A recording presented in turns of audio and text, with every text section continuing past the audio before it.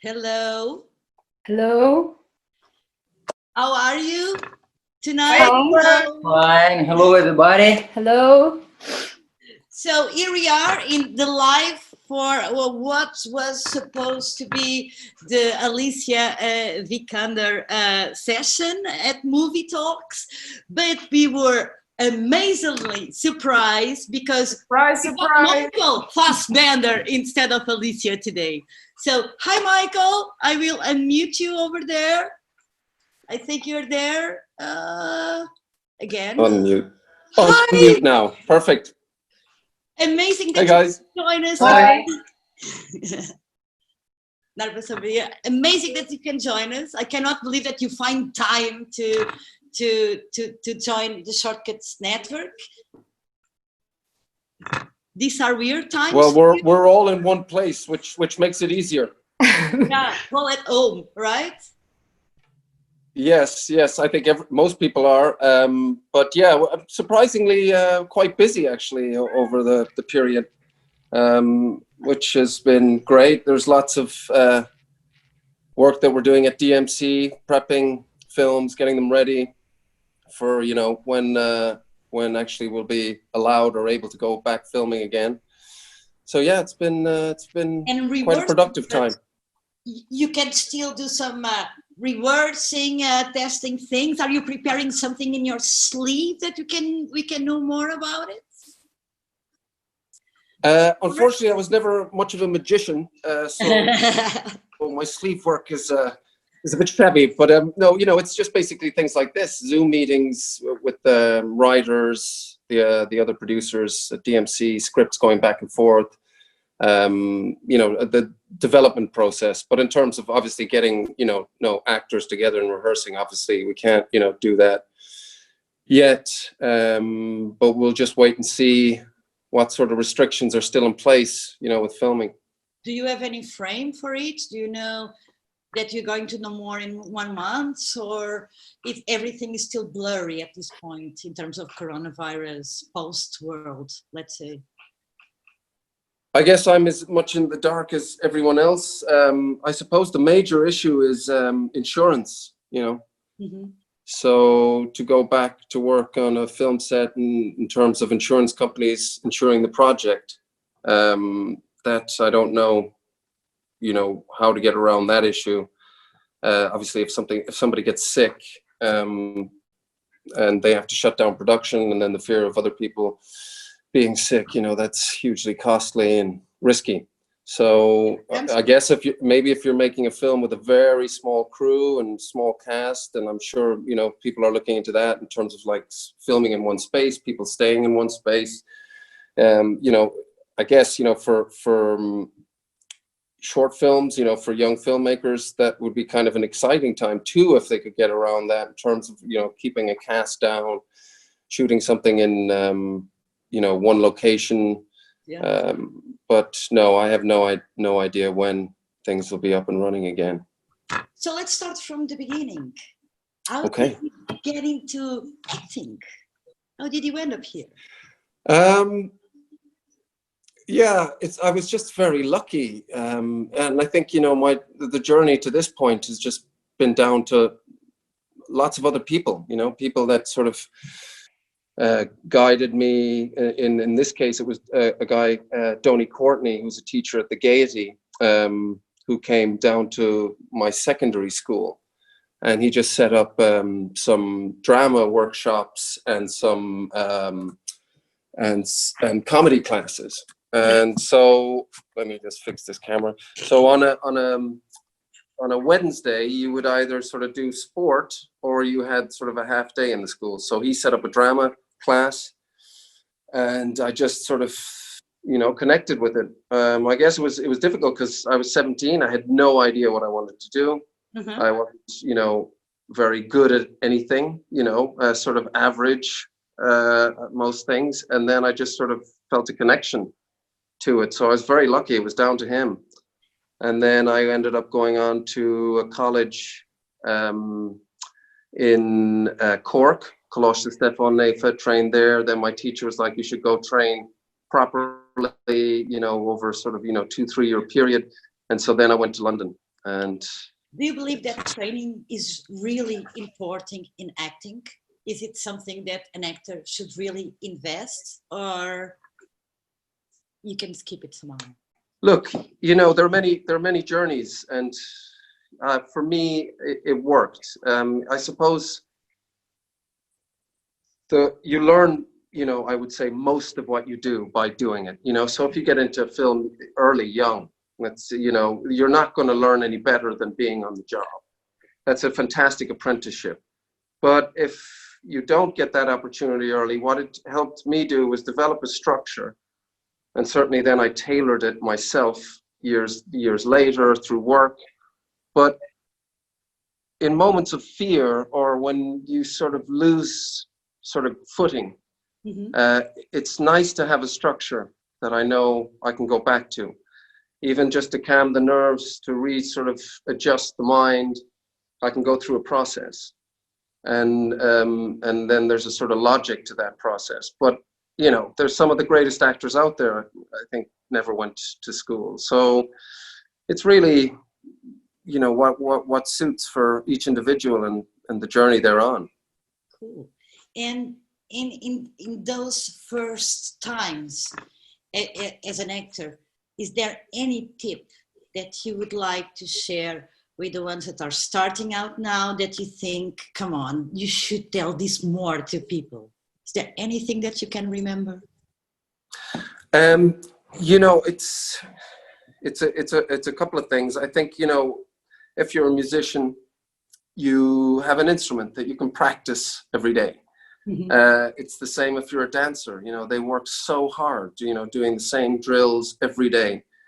And I guess sometimes maybe we think acting is just sort of something that comes, and some people might just have an amazing natural talent, but it's hard to find those moments to sort of practice things in the same way, to keep sort of busy. I think, for me, it's just about like working super hard. If you get an opportunity to do something, to just really sort of focus in and do the work on it, because you learn so much more in that process. And self-belief is obviously a massive thing in such a highly competitive arena.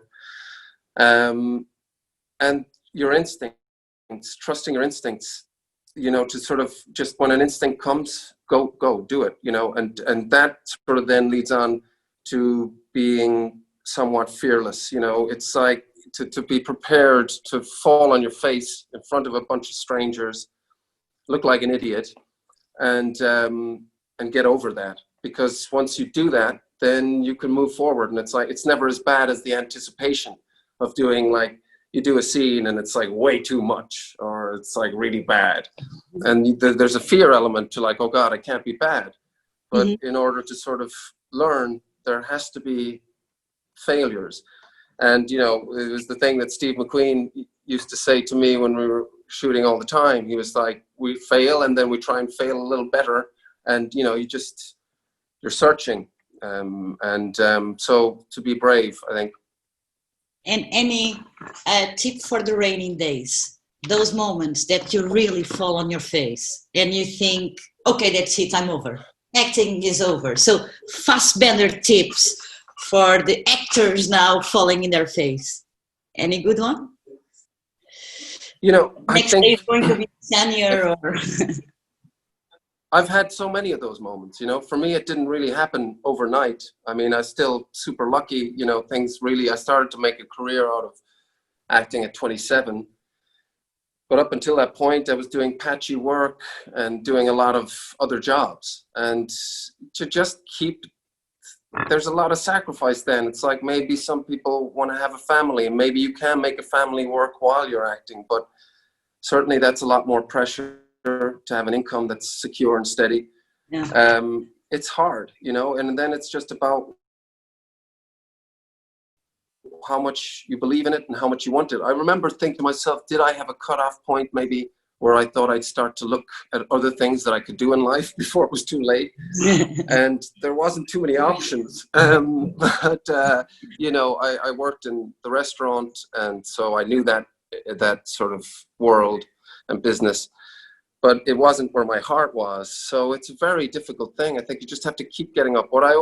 My mantra, my mantra was always, I'm good enough to be working. Yeah. Cool. You know, I'm good enough to be working. And I feel like if you keep knocking on the door, eventually you will get a chance.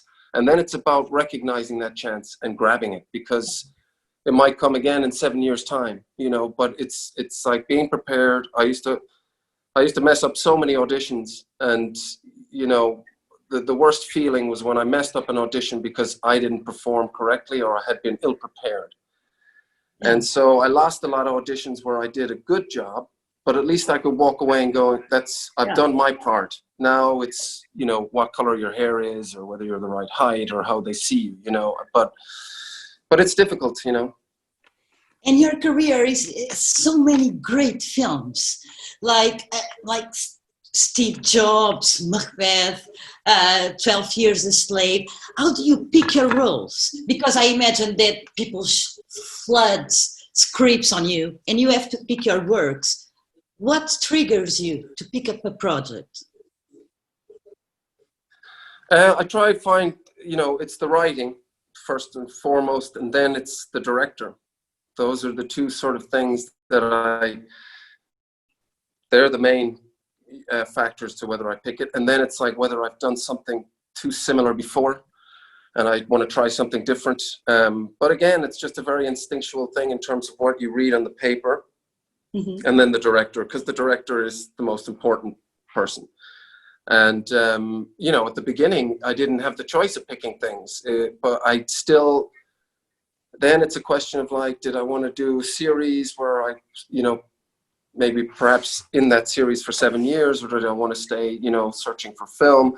Again, these are very personal things, but at the beginning, you kind of take what you can get and sort of learn, you know, on doing your trade. And if people advise you around you, for example, did it help, or did you use it in the beginning of your career, like having a manager or an agent that could, hey, this is good for you, maybe you should try this casting over there? How did it go? Sorry. 100%. You know, again, when I was saying earlier about the people around me and the people along the journey, and I have a fantastic team, and for sure I always ask and listen to their opinions and take them very seriously. That's, like I say, the position that I'm in now, but at the beginning it's sort of like you're just trying to work and you know, get in front of a camera or get on a stage, start to sort of learn your trade, because that's the thing, you can be in pause for many years, you know, like I say, with the dancer or sort of a musician, at least you can play, you know, every day. And that's why, you know, another good thing to do, and I was very lazy at this and I didn't take advice on it early, is if you can write, or just start writing. Mm-hmm. Find other people that you can write with, you know, and if you can produce your own work, you know, then obviously that's the best. You have started doing things with Ridley Scott producing, right? Lately. So that's something that we would see more from you, more producing in the future. Is there a plan over there? Well, we have the company DMC, which is, we had a film come out there just before actually the lockdown. It was sort of bad timing in terms of cinema release, Cam with Horses. So DMC has been running for many years now, 10 years or so. And, you know, our whole ethos is to work with new filmmakers and new writers and new talent. That's always what we've been about, and all the films that we've been a part of. Right? You do some shorts.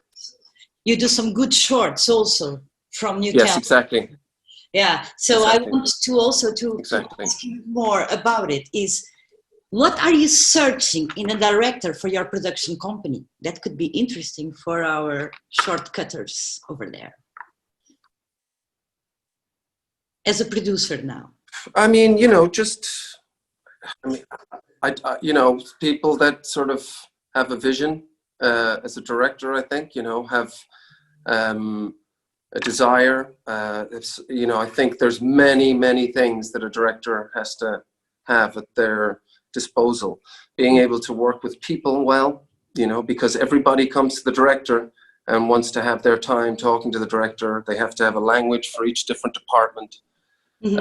It's a hugely difficult job. And, at the beginning, everyone's going to be rough around the edges, but you want to see that original desire. You want to see that vision. You want to see people that work hard and prepare themselves well. And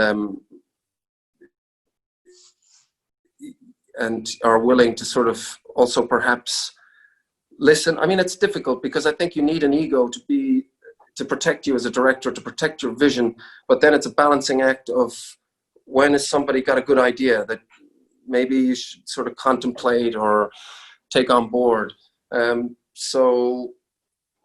But the main thing is an enthusiasm and a flair and an understanding. I guess the first thing for a director is like how to work a camera, where, what angles, how do you film something or someone, and do you have an understanding of the equipment you're using?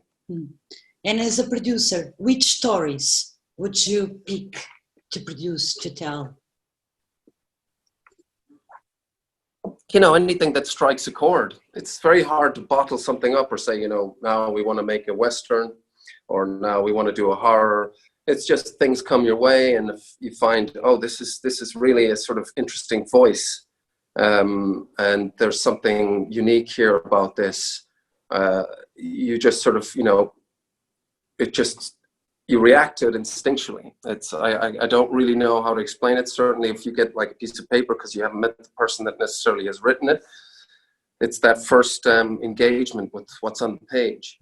The goosebumps thing, this is it, this is the story to tell, kind of. Yeah. Well, sometimes it's goosebumps, there are definitely rare moments where you get a script and you're like, wow, but there can be scripts that are still rough around the edges, but there's something there, there's elements. But script is, those, it's very difficult. I've tried to do, as I say, writing myself, and it's such, again, a very tricky medium. There are a lot of writers, of course, working by yourself. It's, all your sort of humor, your intelligence, your perspective on life is all being revealed on the page. So it's a very kind of naked expression in a way. We were all kind of surprised by this Alicia Michael act. So I didn't have much time even to talk about SHORTCUTZ Network. What is SHORTCUTZ Network? We exist for 10 years already, and we are a bunch of troublemakers spread in 21 cities across the world, 3 different continents. And we had this crazy idea that we can really make part of a country's structure and their urban vibe of the cities that we are in by showing films from the new talent, give the new talent a shortcut to an audience, to experienced persons like you that can provide inspiration and tips for them to make a shortcut in their career. And I have crazy good colleagues all over the world, and tonight I have some here. Nuno Gervásio from Lisbon, which I started immediately. I didn't have time to introduce. So Nuno Gervásio is over there. Say hi. Hi, Michael. Hello, Michael. Thank you so much for having us. Are we going doing this in Portuguese? Yeah, well, I don't know how far we get. So, like Alexa was saying, SHORTCUTZ started here in Lisbon, like 10 years ago. Was a small project. The idea was to exhibit short films every week, Portuguese short films. Nobody believed that at the time, and here we are now, 10 years later with you. So it's amazing for us. I also know that you made some short films in the beginning. You also made the TV series. You start by that, but some short films. I want to ask you if you remember that films and if you what that experience meant to you. It was important for you with short films. Yeah, I did. I think I've done 4 short films altogether. First one was Goldfish, Ed Sayer, and then I did one. I did one in a laundrette with the girl that was in our school. God damn, her name now is just at my mini killing me. Research that. And then Google? I did 2 with. I'm doing it right now. I did then 2 short films with John McLean, who we went later on to do a feature film with. I did Man on a Motorcycle and Pitch Black Heist, which was a great experience because that was an example of working with first-time filmmaker. I mean, John was part of the Beta Band and Aliens, the group. Have you still got me? Because everything's frozen. Yes, sure. Okay, cool. Then, you know, I watched his music videos and they were really inventive and just surprising, and how he sort of was so inventive with a low budget as well. So I said to my agent, I was like, Connor, I said, you know, we should do something. So we did 2 short films with the hope that eventually we would do a feature film together. And we did Slow West in the end, and it was...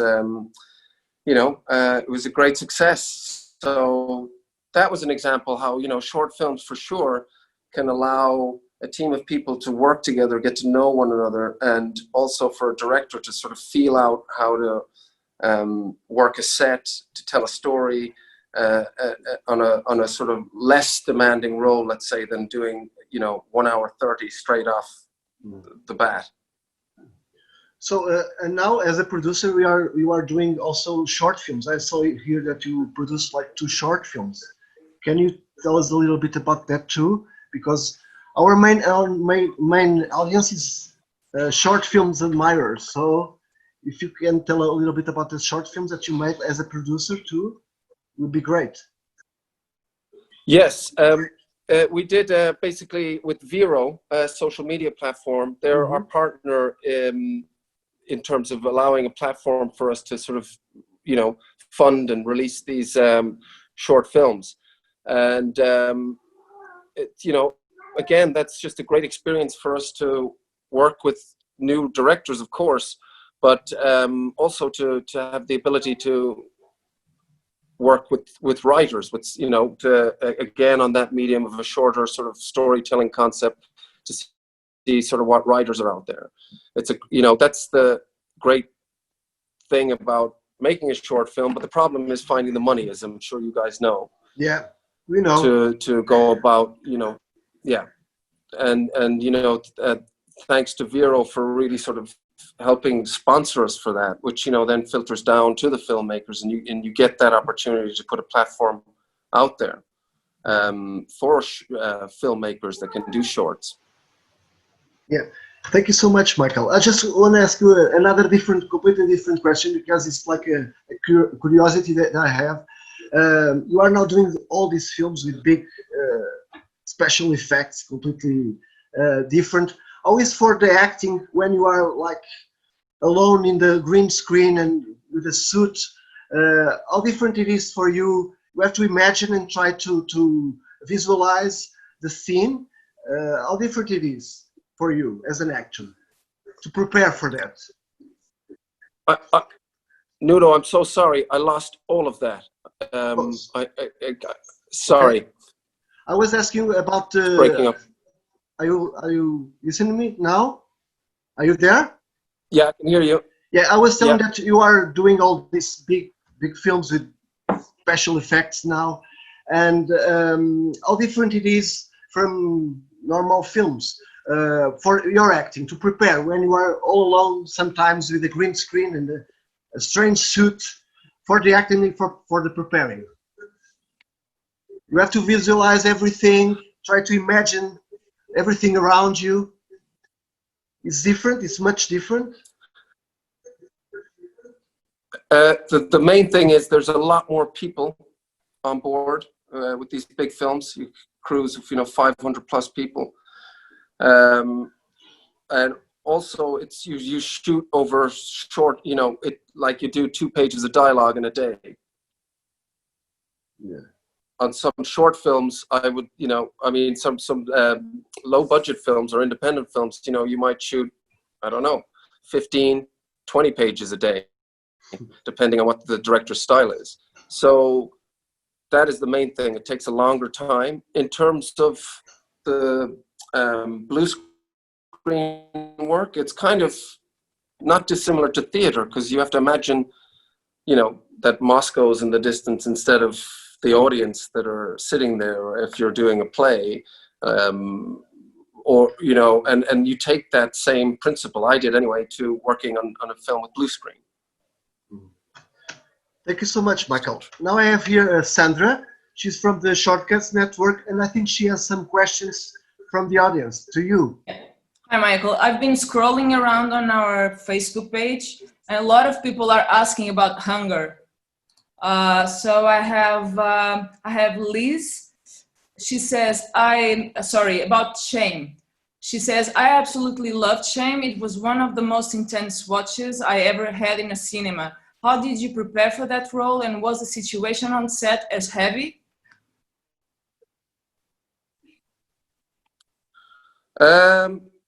It was, at times it was pretty heavy. Again, that was an example of shooting something over a short period of time. We shot it in 25 days, and some of the scenes were pretty sort of emotionally challenging, let's say.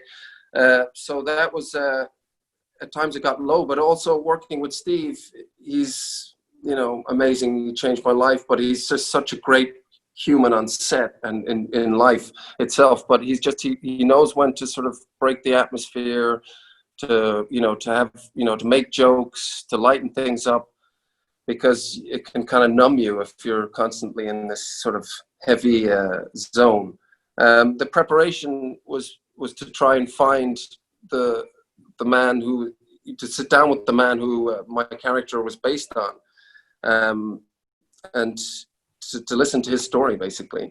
And it was the issue that he had around intimacy, essentially, if I could break it down simply, which you can't do, but that was it sort of in a nutshell. And taking that experience of just listening to him, being with him, that was pretty much my research on it, to be honest. Yeah, we have also Enrique is asking what role you found out to be more defying.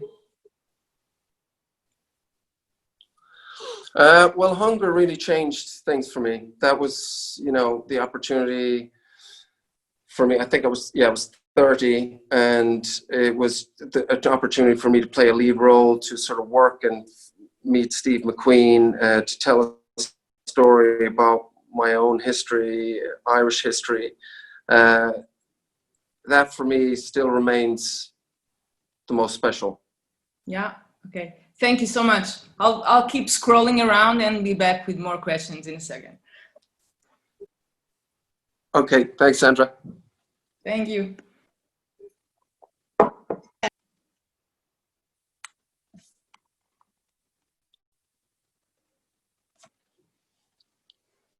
I will also, unmuting, I will also would like to introduce Luisa and Sama. They are the responsibles of SHORTCUTZ Porto, SHORTCUTZ Second City. And I bet they will have some questions. Hello. To be with you here on the online, on the internet, and we are living really strange days. So I'd like to ask you, because a lot of films and concerts and a lot of stuff will pass away from the big screen, and it will go straight to the internet. What do you think about this change? Well, one of our films, actually, that happened to, Cam with Horses. And it was, it's just, you have to adapt, I suppose. And it's better that people see it than not see it at all. Yeah. So I'm not adverse to streaming in any way. I think what's interesting as well about the streaming platforms is they've given a a broader audience for documentary filmmaking. You know, before again, difficult thing to fund. Where do people go and see it? They don't really go to the cinema that often to see a documentary unless it's got a lot of sort of hype around it. Yeah. So I think that's been a really positive thing about streaming channels. And you just have to, you know, move with the times. You know, I understand if just in general, without the sort of virus, for parents that have children to get a babysitter to go to the cinema, you know, it can become expensive, and to get an opportunity to do that, to find the time to do it. And of course, you know, home entertainment systems have come on so much now. So I do understand it. Yeah. Now with the virus, everything is more exposed. Social injustice, countries without public health system and everything. Do you think that this will be a big change, that people can do something for the people or the government? And the governments? What do you think about like the countries that have no health system, and now they are exposed more to the world, you know? For sure. You know, I've always felt like health and education should be free for all. I think it's, you know, they're just the basic things that we need as a society to function at our best. And will it make a change? I'd like to be optimistic and hope so. I just don't know. It's very difficult to answer that, but one would hope that, you know, we learn from things like this. Yeah. Now you were saying that you now in this moment you are with a lot of work. You were saying in the beginning that you are with a lot of work in this moment.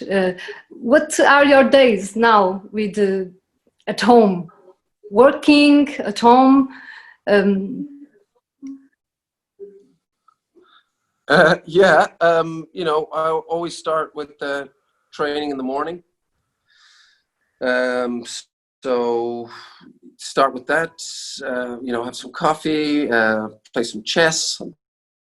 Nice. Sort of trying to learn a little bit of chess, and then, you know, have a big breakfast, and then start the daily sort of work routine. We're also doing a little short film about a rally I did in my hometown last year, which is going to be screening on Vero tomorrow, the first episode. And so, you know, been working with my friend Marco Conte, who's back in Ireland, editing that. He directed that. So we've been, you know, through sort of video call, working through that short film, and then reading scripts that DMC we're getting ready Nice. to shoot whenever, you know, whenever it's possible. Yeah. Interesting. Hi everybody. Miss you all. Nice to be here.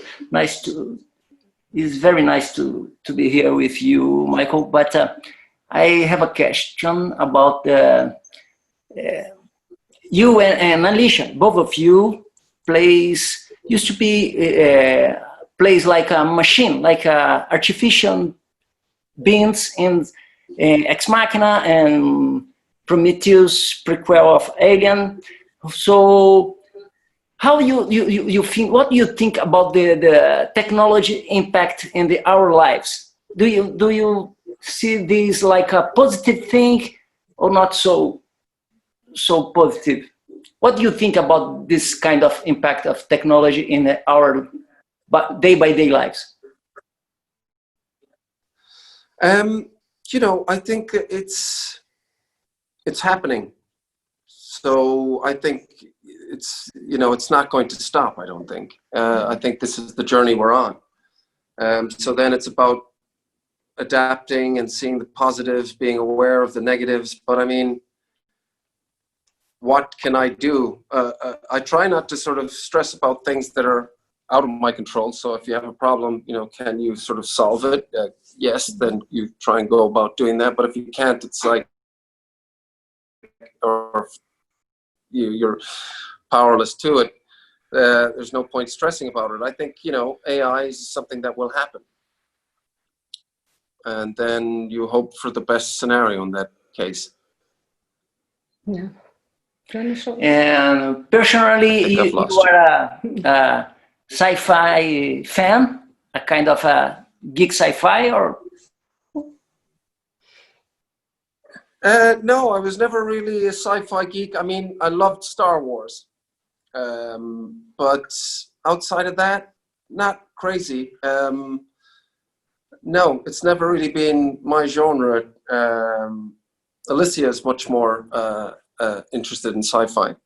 I'm the same with like technology around me. I'm not very adept at using it, to be honest. I'm going to get seriously left behind. I'm sure I already am, you know, seriously behind. So it's not something I feel very connected to. But it's obviously, it's the world we live in, and it's changed the world so drastically. Nice, nice. While you are talking, I did some half.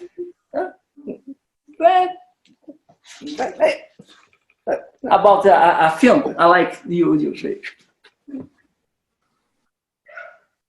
Okay. Oh, what is this? Is this? I'm a lot bigger in that drawing than in real life. Is that me? That's me. You ain't shame. Oh yeah. A healthier version. What are they? Porno mags am I? Yeah. XXX, or is it?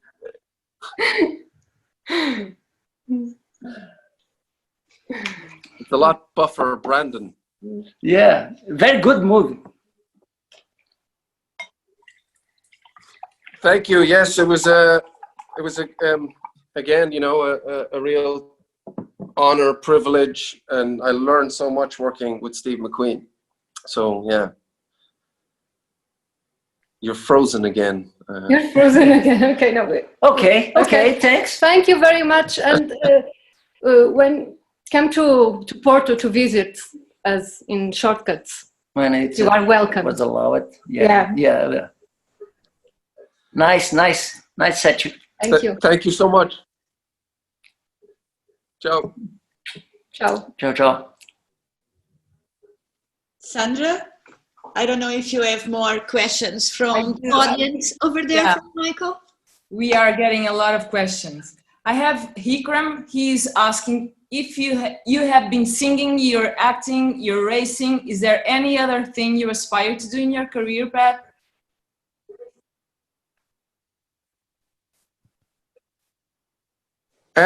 No, I mean, I feel like I do try and do little things as well as possible, so that, you know, the driving is so demanding, and I've got so much catching up to do and so much learning there. So that's really my focus at the moment. Yeah, we have another question from Francois.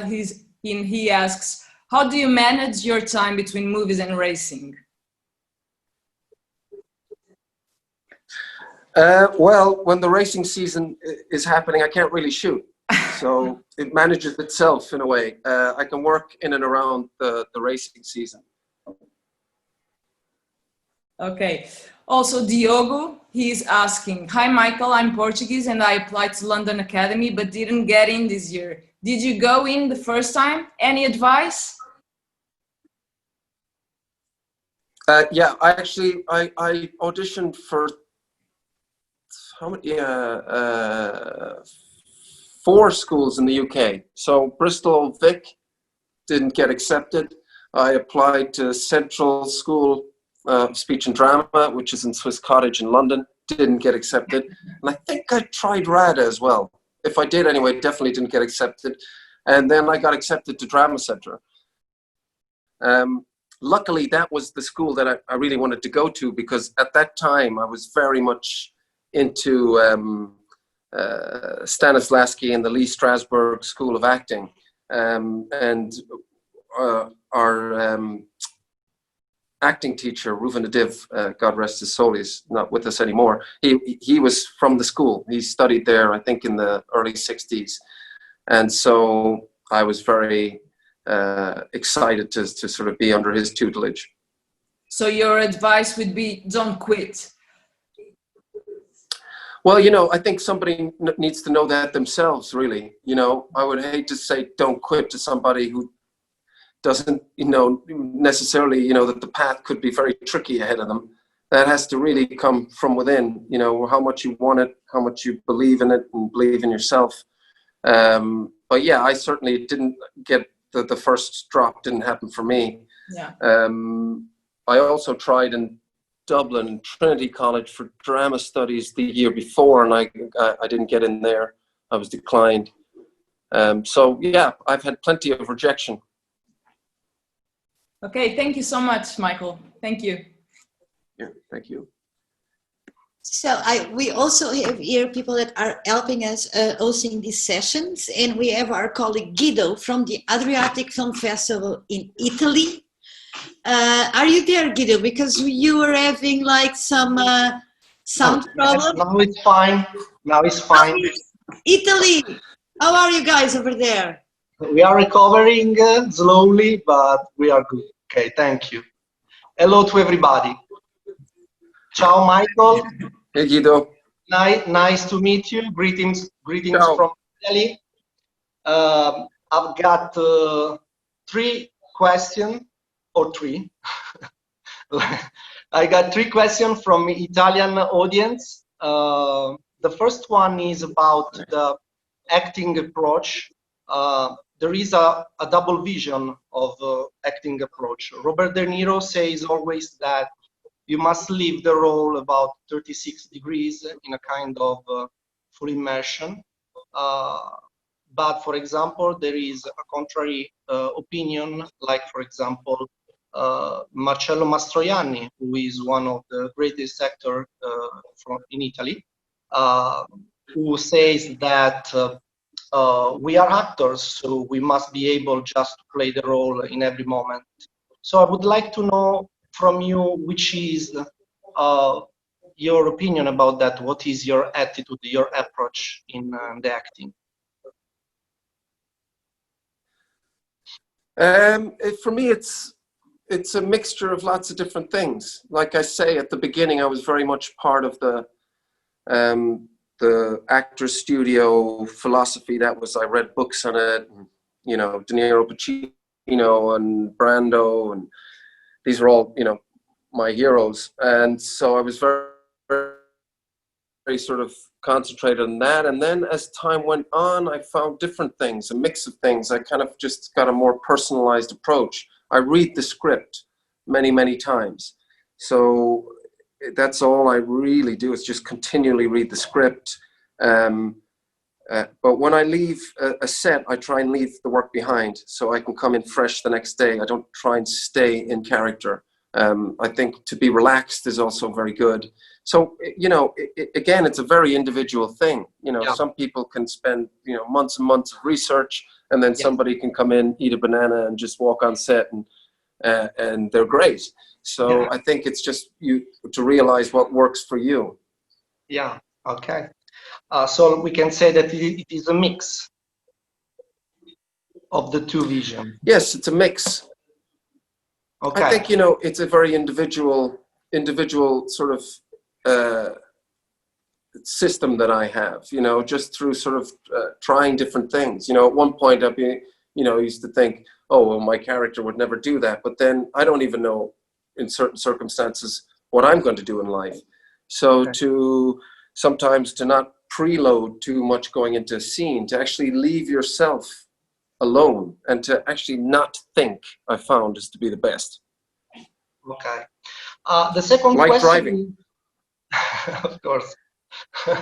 The second question is, what's the difference? What is the difference you have noticed mostly working with an American production comparing to European production movies? If you notice. To be honest with you, not a great deal of difference. Sometimes the catering might be better. Depends where you're shooting. You might get better food. But I always find, you know, you have people that are very passionate about what they're doing and very experienced or have a desire to learn. And, you know, of all the different films I've done in different places, I just always find that the people are pretty exceptional people.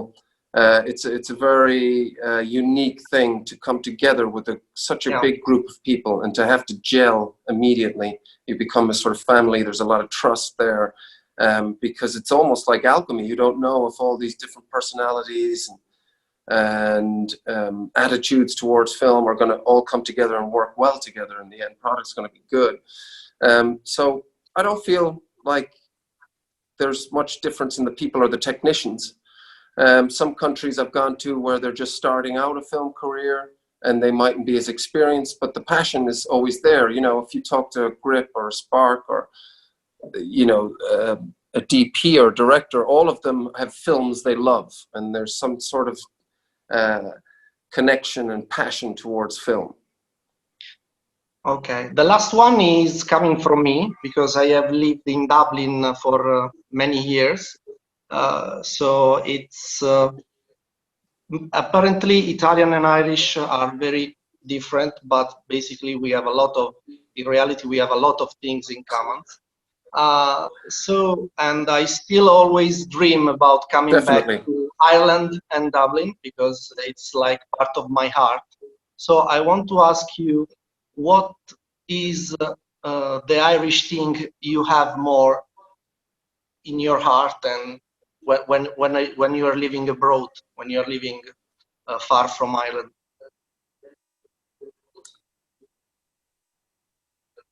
I would like to think a sense of humor, which I think you know, can compare to the Italians. To I think I've lost. Gone. I see you. Am I still there? Yes. Okay, perfect. I've lost everyone else, but so you still see me. Okay, cool. You know, I think a sense of humor about, you know, enjoyment of life, I think is a very similar thing that Italians have as well. And then what I think is storytelling, which is similar to Italians as well, whether it's people on the street. You know, in Ireland we have great poets, writers, musicians.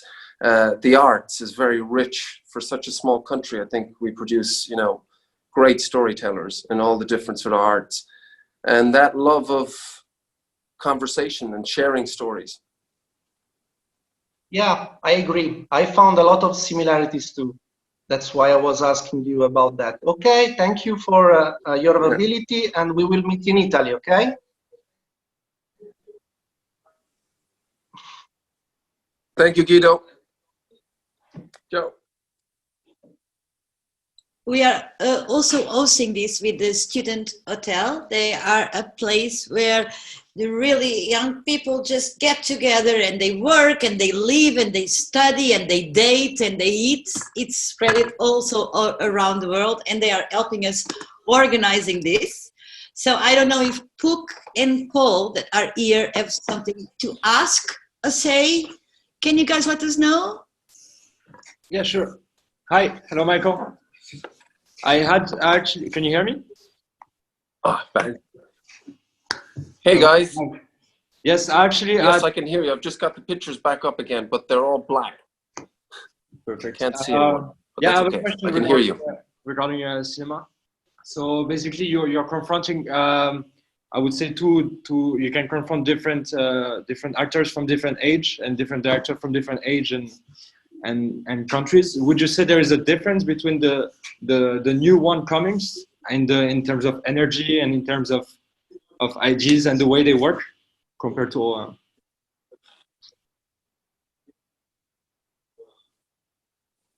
in terms of you're talking about young filmmakers coming through in terms of the generations before? Exactly. So generation, is there a big generation gap, and how do you identify it? You know, I think it's always been like that. You know, that you look to the. I think it's always been like that. You know, where you look to the youth, the young students coming through, you know, the troublemakers, as you say, as you call yourselves, you know, it's like you're going to stir things up. You want to question the world that we live in and provoke thought in that direction. I think that's always the way with young filmmakers coming through, and that's the great thing and the necessary thing, to always nurture that talent and allow it to sort of find its way. Great. Thank you. So I have the last question.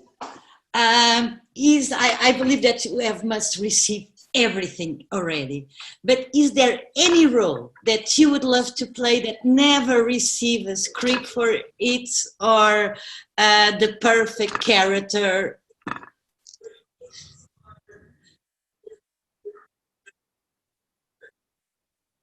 No, I never really think, oh wow, I need to play, you know, I don't know, like a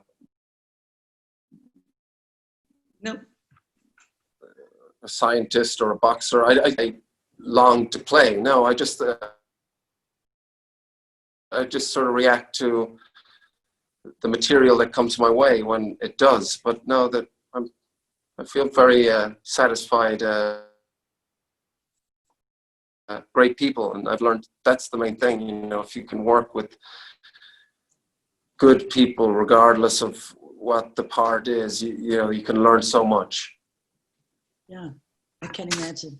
I don't know if any of my colleagues has anything else to ask, or the internet, Sandra. We have a lot of questions, but I think I just want to thank you, Michael, for this, for being available for not only for us, but for everyone who is watching and sending us all this great feedback. I will read one last thing. It's not a question, but it really just says everything. Michael, come back. We miss you on screen. Yeah, I'm here, but I can't see anybody else. On my computer, I can see myself, but I can't see anyone else. And I can't hear everything you're saying either, but most of it. I think they mean the screen on cinemas. We miss cinemas, I think. Oh, cinemas, I see. Yeah. Movies. Okay, thank you. I think next year I'll have 2 films coming out next year. Next Goal Wins and Kung Fury 2. So hopefully next year. My son is so exciting for Kung Fury 2. Yeah, that was a great experience. And again, you know, with the first-time filmmaker, David Sandberg was just, you know, incredible guy to work with. I really enjoyed it. Again, you know, an example of tenacity and, you know, that attitude of doing it yourself. You know, what he did with the first Kung Fury short film is just so impressive. So that was a really fantastic experience. I had a lot of fun doing that. Super cool. Thank you so much for doing this, because it means a lot to us, and I believe everybody learned a lot today, so thank you. And tomorrow we are looking forward to see Alicia. Thank you so much. I really appreciate it. Yeah, thank you. It was amazing, and thank you for the readjusting and everything. And tomorrow we'll see Alicia then. Okay? Same out. Also known as Michael. Yes, tomorrow will be Alicia. Yeah. Sorry for the mix-up to you guys. Thanks for organizing this, and sorry to the mix-up for anybody who's watching and thought they were going to see Alicia today. Yeah, but it's been great talking to you, and everyone stay healthy. Thank you. Thank you. Thank you. Take care of yourself too. Bye-bye. Bye. Lots of love. Bye. See you guys tomorrow. Bye. Bye. Bye. Same hour. Thank you for watching, guys, on the internet.